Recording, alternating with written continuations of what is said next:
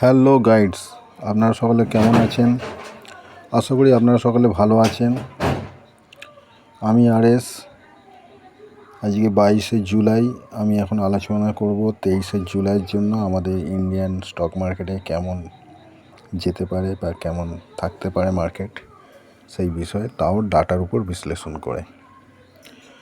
বর্তমানে market sentiment তো bullish বোঝাচ্ছে, কারণ পূর্বে বহুবার নিফটি 23,800 23,900-তে সাপোর্ট নিয়ে একটা আপার সাইড র্যালি দেখিয়েছে। আজকে নিফটি 24,000-এর নিচে 23,996-তে ক্লোজ করেছে। এটা একটা সাপোর্ট জোনের কাছে ক্লোজ করেছে, তাই এখান থেকে র্যালি হওয়াটা স্বাভাবিক। তাই প্রথমেই বললাম মার্কেট সেন্টিমেন্ট তো বুলিশ দেখাচ্ছে, কিন্তু ডাটা ভয়ঙ্কর বিয়ারিশ দেখাচ্ছে।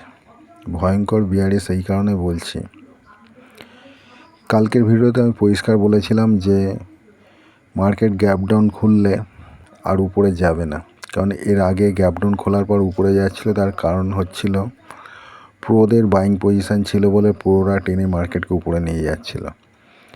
কিন্তু প্রোরা কালকের ডেটায় 80% বিয়ারিশ ছিল বলে আজকে মার্কেট যে নিচে পড়েছে আর টেনে উপরে তোলেনি, কারণ ওদের তোলার প্রয়োজন পড়েনি। আজকে ওরা একটু কল বাই করেছে ইন্ডেক্সে, দেখা যাক কালকে ওরা মার্কেটকে টেনে উপরে তোলে কিনা। এর পাশাপাশি পুটও বাই করে রেখেছে। যাই হোক, আমি সম্পূর্ণ ডেটাটা নিয়ে আলোচনা করছি। বর্তমানে আমাদের ক্লায়েন্ট 100% বুলিশ। ইন্ডেক্স স্টকে 1,65,000 ইন্ডেক্স ফিউচার বাই করে রেখেছে।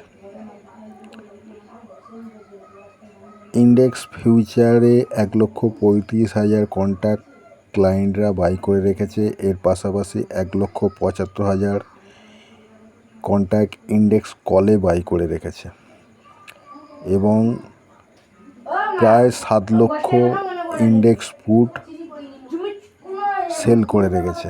মানে ইন্ডেক্সের 3টে স্টেটমেন্টেই তারা বুলিশ পজিশন হোল্ড করছে। এর পাশাপাশি স্টকে 90%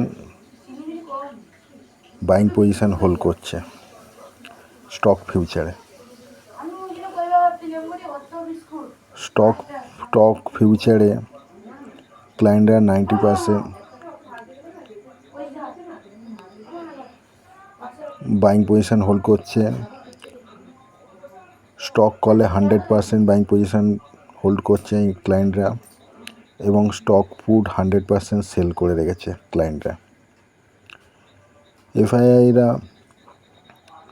2.5 লক্ষ ইন্ডেক্স ফিউচার শর্ট করে রেখেছে, 2.5 লক্ষ ইন্ডেক্স কল শর্ট করে রেখেছে এবং 5.5 লক্ষ ইন্ডেক্স পুট বাই করেছে। ইন্ডেক্সের 3টে সেগমেন্টে এফআইআইরা সেলার সাইড হোল্ড করছে এবং ওরা পজিশান বাড়িয়ে যাচ্ছে।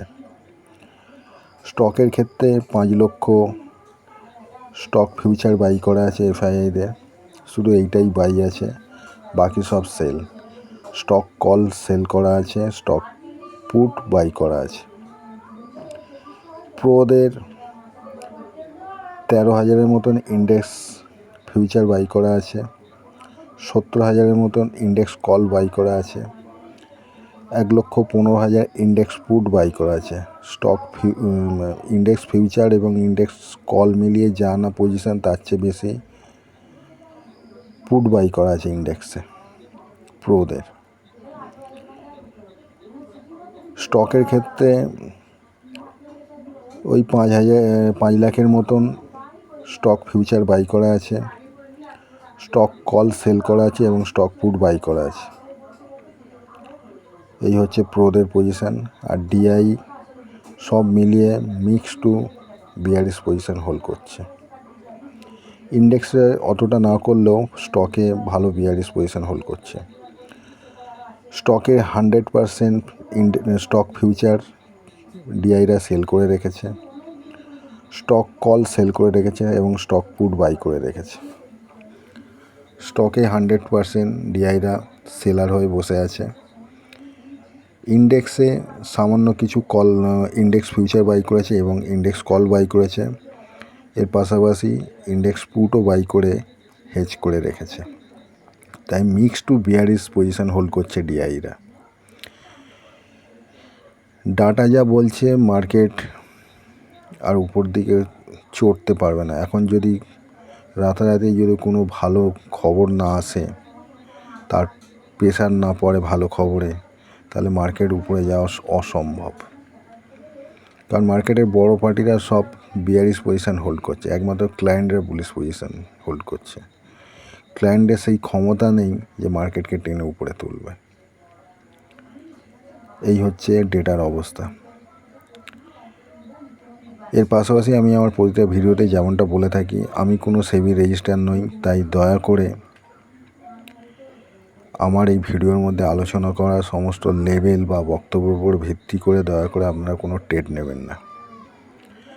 সবচেয়ে ভালো হয় ট্রেড নেওয়ার আগে একজন সার্টিফাইড সেবি রেজিস্ট্রারের কাছে আলোচনা পরামর্শ করে নিয়ে তারপর ট্রেড নিন, এবং ট্রেড নেওয়ার সময় প্রতিটা ট্রেডের জন্য সিস্টেমে স্টপ লস ব্যবহার করবেন। ধন্যবাদ, ভালো থাকবেন, জয় হিন্দ।